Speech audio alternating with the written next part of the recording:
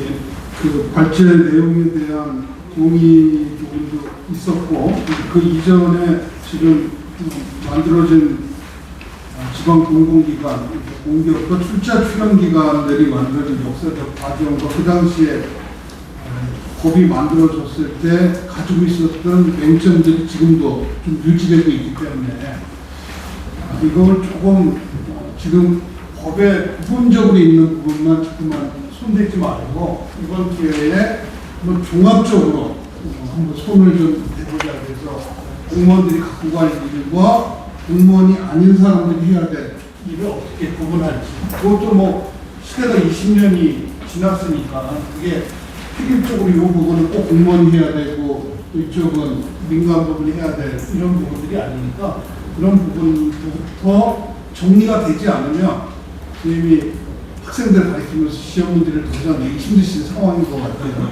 그런 부분들을 이따가 여러분들 좀 의견들 현장의 목소리를 듣고 한번 더 토론의 영역을 넓혀보도록 하겠습니다. 예, 뭐 시간 그래도 잘 지켜주셔서 감사한 말씀 드리고요.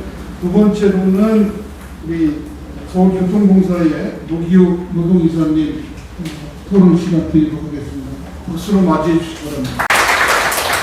네, 반갑습니다. 서울교통공사 노동이사고요. 현재 전국 공공기관 노동이사협의회 상임부장을 맡고 있습니다. 일단 먼저 원광 교수님이 저의 그 부족함을 좀 채워주셔서 감사합니다. 저도 사실은 제가 공공기관 노동이사협의회 상임부장을 맡고 있지만 지방 공기업 그 다음에 공단 출자 출연기관이 도대체 무슨 차이지? 라고 되게 고민하고 있었는데 연구자조차 혼동하신다니 저의 부족함이 아니라는 걸 깨닫게 주셔서 정말 감사합니다. 그리고 우리 김철영 의원께서 워낙 정리를 잘하셨고 이 법안은 작년에 박재현 의원이 발의한 내용이기 때문에 이해도를 충분히 가지고 있습니다. 그래서 제가 현재 노동이사들의 요구나 주장들에 대해서 따로 정리한 건 아니고요.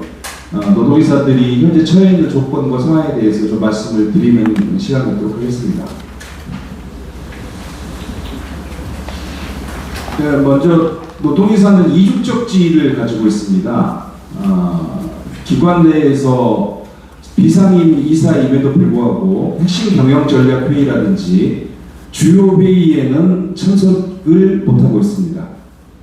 그리고 이렇게 노동학교에 또 쳐다보시는데 노동조합에 가서도 임원회의 그리고 노동조합 핵심 회의 할 때 노동이사들이 오면 꺼려합니다. 이중지위를 좀 가지고 있는 거죠. 그래서 노동조합의 지원도 제대로 받지 못하고 회사의 지원조차도 제대로 받지 못하는 그 중간에 껴있는 아주 힘든 역할들을 좀 수행하고 있습니다. 그럼에도 불구하고 김철영 의원께서 정확하게 지적해 주셨는데요. 저희들이 생각하는 노동이사는 정확하게 이렇게 표현하고 싶습니다. 공공기관의 지배구조 내에 노동자의 참여를 제도적으로 보장하는 것은 단순히 자율경영, 책임경영의 보장, 노사관계의 민주화, 안정화만을 위한 것이 아니다. 공공기관이 제공하는 공공서비스 질체고 공공재로서의 보편적 서비스 유지를 위해서라도 노동자의 대표인 노동이사가 필요하다. 저는 100번 공감하거든요.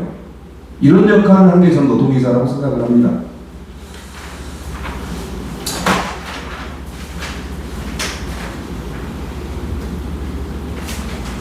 일단은 노동이사 제도 시행 이후에 변화된 점을 이사회가 변화된 점을 간단하게 말씀드리겠습니다.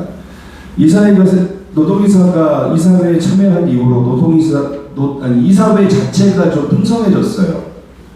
왜냐하면 그 전에 사회이사들 거수기 하셨거든요. 오면은 그 수당을 받으시고 오셔가지고 뒤에 회식 있나 없나 생각하시고 빨리 끝내기를 바라셨거든요. 지금은 노동이사가 들어갔기 때문에 노동이사들이 발언권을 많이 주도적으로 행사하고 안건을 냈기 때문에 이사의 양적 질적 수준이 상당히 높아졌습니다. 그리고 두 번째, 이게 참 긍정적인 효과인지 부정적인 효과인지 모르겠으나 이사회의 결정에 대한 정당성을 부여 있습니다. 노동이사가 없을 때는 이사회가 하면 아이고 저 사람들 뻔하지 뭐 자기들이 결정했겠지 우리들의 의사하고 전혀상관 결정을 했겠지 라고 했지만 지금 직원들은 그 생각 안 하거든요. 우리를 대변한 노동이사가 이러저러한 얘기를 했을 거야 그래서 이사회의 정당성을 좀 부여했다는 측면이 있습니다. 그리고 뭐 첫 번째 말과 비슷하지만 민주적 결정 기능이 작동했습니다. 묻지마 거수기 투표가 사라졌습니다. 물론 안건이 들어오면 저희들이 서울 노동사 같은 경우 15명 중에 2명이라서 의사를 결정하는데 큰 작용을 하지 못하지만 안건 자체가 부당한 안건이 올라오는 것을 미연에 방지하는 효과도 충분히 있습니다. 그리고 과반 노조가 있는 경우에 노동의사들은 노사 갈등이 생겨서 중재 역할을 충실히 하고 있고요. 불필요한 노사의 대립을 좀 방지하는 역할을 충분히 하고 있습니다. 과반 노조가 없는 경우에 노동의사들은 현장 직원 및 이해관계자들의 의사들을 지정적으로 대변하고 있습니다. 이게 현재는 여기 계신 분도 생각할지 모르겠는데 서울시 같은 경우는 그렇습니다. 노동의사들을 이사회에 참여하는 사람으로 국화시키는 노력들을 꾸준히 하고 있습니다. 노동이사는 단순히 이사회에 참여해서 이사회의 안건 심의 결정하는 사람으로 국화시키고 한정시키려고 하고 있습니다. 그러면 이사회의 안건을 심의하고 의결하기 위해서는 회사 전반에 대한 정보들을 다들 취합을 해야 되거든요. 회사 내에 대한 정보가 없는 상황에서 어떻게 안건을 의결하고 심의하겠습니까? 그런 권한들은 하나 주어져 있지 않습니다. 그래서 노동의사들이 좀 법제화를 해달라고 요구를 하고 있는 거고요. 그래서 제가 지금 다시 말씀드리면 이사회가 아닌 일반적으로 노동의사 활동으로 긍정적인 변화를 좀 말씀드리겠습니다. 첫 번째는 기관 내부의 감시와 견제 수행으로 기관 경영의 투명성과 책임성을 제고할 수 있습니다. 노동의사가 있음으로 인해서 매기 효과라고 하죠. 미꾸라지들을 오래 살게 하기 위해서 매기 한 마리 풀어놓으면 되게 건강하게 오래 산다고 하더라고요. 노동의사들이 매기 효과들이 분명히 존재하고요. 여기 위원장님도 와 계시 좀 불편하시더라도 좀 들어주십시오. 네. 기관장과 노동조합 위원장의 한계를 좀 극복하는 측면이 있다. 첫 번째, 기관장들은 3년이라는 임기가 있습니다. 그래서 임기 내 단기 성과에 매몰되어 있습니다. 그래서 공공기관 본연의 임무를 등한시합니다. 현재 있는 기관장의 임기를 끝내고 점프를 하길 바라는 역할들을 충실히 하고 있을 수밖에 없죠. 그리고 위원장들은 조합원들의 이익에 전념할 수밖에 없습니다. 노동조합의 한계 지점이거든요. 조직 내 인기영업 위주 정책을 실시할 수밖에 없습니다. 지금은 아시겠지만 복수노조 상황에서 어떻게 하면 내 조합원 한 명이라도 더 끌어당길까? 어떻게 하면 내 조합원 한 명을 잃지 않을까? 그래서 자기 조합원들의 인기 영합 정책을 펼 수밖에 없는 상황입니다. 하지만 노동의사는 한 발 떨어져서 보거든요. 이해관계자들이 을 직접 대변하고 공공기관 사회적 책임 및 사회 공공성을 확보를 위한 정책을 제안을 합니다. 그리고 저희들이 협의체를 구성해서 하고 있습니다. 협의체도 각각 노동의사들의 사비를 털어서 만들고 있습니다. 그 협의체를 통해서 각 지자체 단체장들과 정기적인 간담회를 하고 있습니다. 단체장은 사실 못하고요. 정무부 시장이나 기획조정실장이라든지 만나서 기관 내의 의견들을 직접 조율하고 전달하는 역할들을 하고 있습니다. 그래서 저희들이 조례로 운영하다 보니 작년 같은 경우 서울시는 노동이사의 정수를 줄여버렸습니다. 그리고 올해 같은 경우는 또 조례 개정을 통해서 이사회에서 다뤄야 될 안건들에 대해서 사전에 정무부서장과 사전 협의를 하라고 하더라고요. 노동의사 제도에 대한 공격을 조작합니다. 이는 또한 자율적인 노사 합의를 하지 못하게 하는 노사관계에 대한 침해라고 생각을 합니다.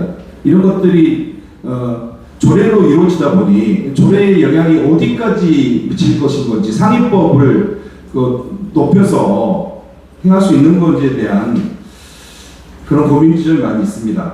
그리고 지방공격 개정을 위한 노동의사들 요청사항을 간단하게 좀 말씀드리겠습니다. 첫 번째, 노동의사 선출 방식 관련해서 좀 편준화시키면 좋겠습니다. 조합에서 추천하든지 아니면 전주로 투표를 하든지 해서 정확하게 좀 정리할 필요는 있겠다. 왜냐하면 지방 지역별로 서로 간의 이견이 첨예한 부분이 있습니다. 그렇기 때문에 선출 방식을 좀 표준화를 해야겠다. 제가 생각하기로는 노동의사는 노동조합의 지원이 없이는 노동의사 제도는 무력화될 수밖에 없다라고 저는 생각을 합니다. 두 번째, 노동이사의 명확한 역할과 책임에 준하는 권한을 좀 명시했으면 좋겠다. 권한이 하나도 없거든요. 할 수 있다, 할 수 있다, 해야 한다가 없습니다. 할 수 있다. 뭘 할 수 있다는 건지도 명확하지 않습니다. 세 번째는 좀 표준화된 지침이 좀 많이 필요합니다.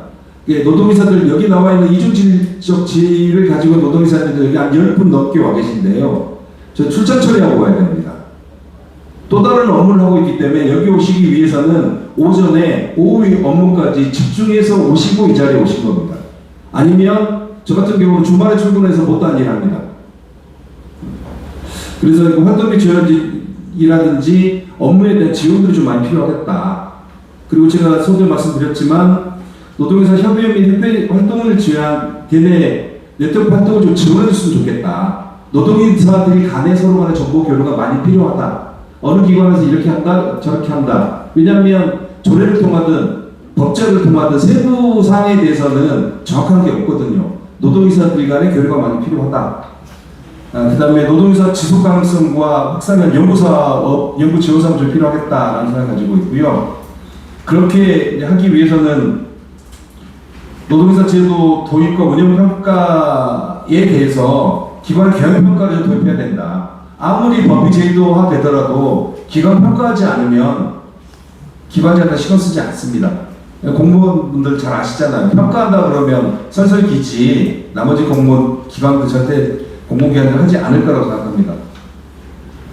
그리고 마지막으로 공공기관 노동회사협회가 민간기업의 노동회사 제도를 지원할 수 있는 편성을 좀 했으면 좋겠다. 이 말은 왜냐하면 사적 영역이 있지만 공적 영역을 담당하는 분야들이 있습니다. 예를 들어서 금융 분야 같은 경우는 사적 영역이지만 공적 부분을 담당하고 있거든요. 이 사람들 망하면 공적자금 지원해달라고 정부에 손 빌리잖아요. 그럼 이 사람들 공적 영역을 하고 있는 거고, 그 다음에 은행 이자가 오르면 어떻게 되고 하는 역할들 분명한 공적 역할을 기여했기 때문에 이 부분들은 어느 정도 통제를 받을 필요가 있겠다. 이런 생각을 좀 가지고 있습니다. 이상으로 노동이사 제도 법제가 필요한 이유를 마치도록 하겠습니다. 감사합니다.